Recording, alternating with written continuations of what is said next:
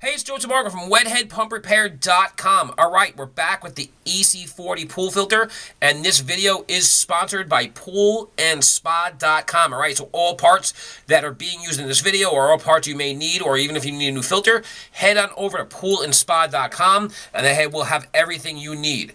All right, so here we go. We're going to be talking about why the shaft leaks on the EC40. So you might have a shaft on your EC40 right here, and it might be leaking. After maybe you say you change the tube sheets, or maybe you've used a bump handle, or maybe you even have a brand new filter and it's leaking, and you're like, oh, well, the pool store says it's just going to stop. Well, it's probably not just going to stop, and they are lying to you.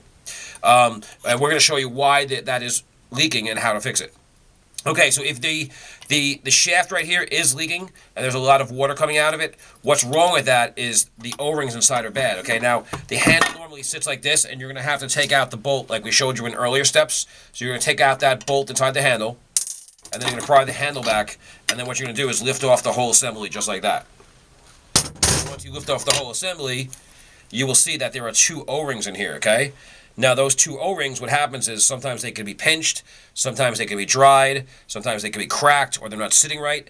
And if they're cracked or even, tweaked a little bit, they will not seal up, and then water will come out through the filter and then seep up the shaft and then come out on the place we just showed you. So what you want to do is you want to change those O-rings by using a small flathead screwdriver like I'm doing, and you want to just, pinch the O-ring just like this. They're a little tough to get out, but see, once you get them like that, you just hook it with your screwdriver like this, and you'll keep working it out, right? It's really tight at first. Now, if yours are broken, you'll see sometimes you'll open up the filter and there won't even be an O-ring like that, see?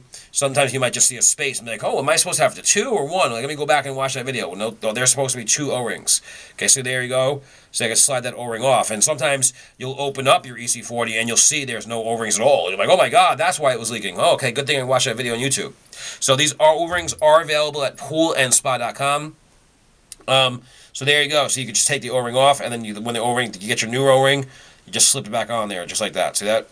So there you go. That is why the shaft will be leaking on a EC40 pool filter. All right, this is Joe Tamargo from WetheadPumpRepair.com.